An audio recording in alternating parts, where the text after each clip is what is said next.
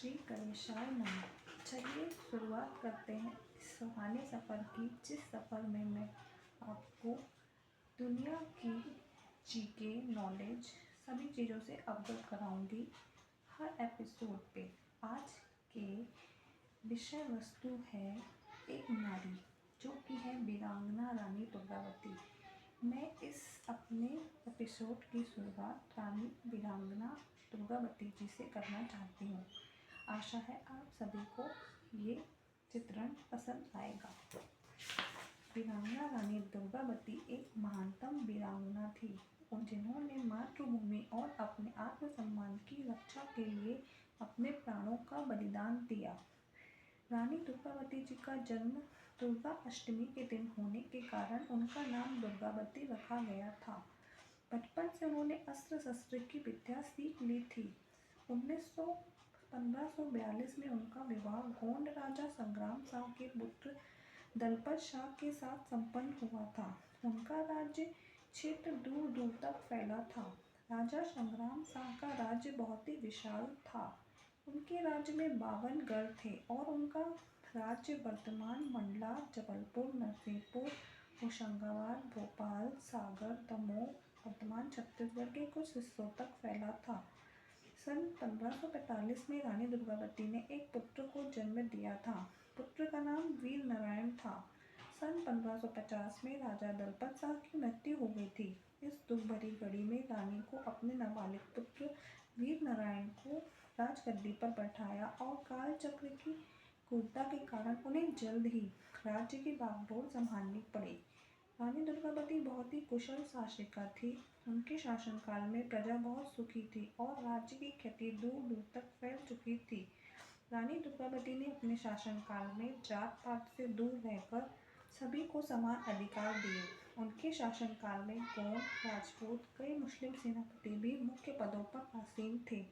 रानी दुर्गावती ने वल्लभ संप्रदाय के स्वामी विट्ठलनाथ का स्वागत किया। रानी दुर्गावती को उनकी कई विशेषताओं के कारण जाना जाता है। वे बहुत सुंदर होने के साथ साथ बहादुर और योग्य शासिका भी थी। दो मुख्य सलाहकारों और सेनापतियों आधार सिंह कायस्थ और मान सिंह ठाकुर की सहायता से राज्य को सफलतापूर्वक चला रही थी। रानी दुर्गावती ने अपने शासनकाल में कई मंदिर, इमारतें और तालाब बनवाए थे। उनमें सबसे प्रमुख है जबलपुर का रानी ताल, जो रानी दुर्गावती ने अपने नाम पर बनवाया।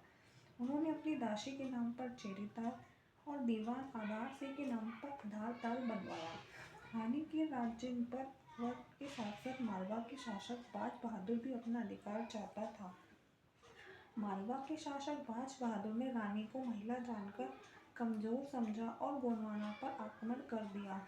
रानी की सेना बहादुरी के साथ लड़ी और बाज बहादुर को युद्ध में परास्त कर दिया।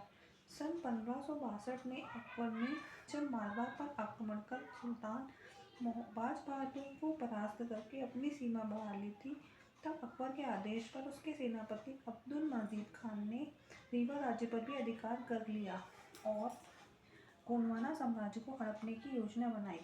अकबर ने रानी दुर्गावती को संदेश भिजवाया कि वह अपने प्रिय सफ़ेद हाथी सरमन और सूबेदार आधार सिंह को मुगल दरबार में भेज दे। उन्होंने इनकार कर दिया और अपनी सेना को युद्ध की तैयारी का आदेश दिया। इधर अकबर ने अपने सेनापति आसफ खान को गोंडवाना पर आक्रमण करने का आदेश दिया। आसफ खान एक विशाल सेना लेकर रानी पर आक्रमण करने के लिए आगे बढ़ा। एक ओर जहां मुगलों की विशाल सेना आधुनिक अस्त्र शस्त्र से प्रशिक्षित थी, वहीं रानी दुर्गावती की सेना छोटी और पुराने परंपरागत हथियारों से तैयार थी। उन्होंने अपनी सेना को नरे नाला घाटी की तरफ कूच करने का आदेश दिया। रानी दुर्गावती के लिए नरे युद्ध हेतु सुविधाजनक स्थान था, क्योंकि यह स्थान एक ओर से नर्मदा नदी से और दूसरी ओर गौर नदी से घिरा था। रानी ने स्वयं ही पुरुष वेश धारण कर युद्ध का नेतृत्व किया। दोनों तरफ से सेनाओं को काफी नुकसान हुआ। शाम तक रानी को सेना ने मुगल सेना को घाटी से खदेड़ दिया और लेकिन दूसरे दिन की लड़ाई में जब रानी अपने हाथी सरमन पर सवार होकर युद्ध मैदान में उतरी थी, रानी के साथ उनका पुत्र वीर कुमार वीर नारायण भी थे। कुंवर वीर नारायण के घायल हो जाने से रानी ने उन्हें सुरक्षित जगह भिजवाने का प्रयास किया। उसी समय एक तीर रानी दुर्गावती के कान के पास लगा और दूसरा तीर उनके गर्दन में लगा। रानी को होश आया तब तक मुगल सेना हावी हो चुकी थी। अपने आप को चारों तरफ से घिरता देख रानी ने अपने शरीर को शत्रु के हाथ न लगने की सौगंध खाते हुए अपने मान सम्मान की रक्षा हेतु 24 जून 1564 के दिन अपनी तलवार निकाली और स्वयं तलवार घोंपकर अपना बलिदान दे दिया और सदा के लिए इतिहास के पन्नों में अपना नाम स्वर्ण अक्षर में लिखा गई। और मरते हुए भी रानी दुर्गावती ने दुनिया को यह बतलाया कि दुश्मन के आगे शीश झुकाकर अपमानजनक जीवन जीने से अच्छा मृत्यु को वरण करना है।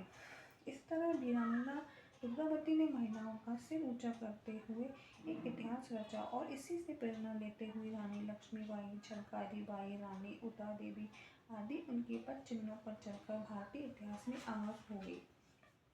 रानी दुर्गावती की याद में चंद लाइनें मैं आपके सामने पेश करती हूँ। हुई अबला अब रानी समझ दुश्मन ने ललकारा था, जब तलवार रानी ने सीधी बन हुंकारा था। बाज बहादुर खड़ा हुआ जब देखा रण कौशल मस्तानी का, हुआ परास्त बाज बहादुर दुर्गा ने जिधर निहारा था। बनी थी चंडी दुर्गा तब आंसू अपने सब पोंछ पाँच, आया नहीं फिर मंडला लाचार बहादुर शत्रु रवानी। याद हमेशा आएगी हमको वीरांगना दुर्गा की अमर कुर्बानी। शौर्य गाथा फिर फैल गई दुर्गावती मर्दानी की, सरमन हाथी और सेनापति बने हितैषी अपनी रानी की। दुर्गावती की गौरव गाथा पीढ़ी गढ़ प्राचीर पर गढ़ती है उज्ज्वल दीपों से, आशा दुर्गा की अमर समाधि सजती है। स्वयं नर्मदा जिसके पाँव पखारे हैं, अरुण करनी है बलवेदी यह सोई हुई जवानी की। याद हमेशा आएगी हमको वीरांगना दुर्गा की अमर कहानी।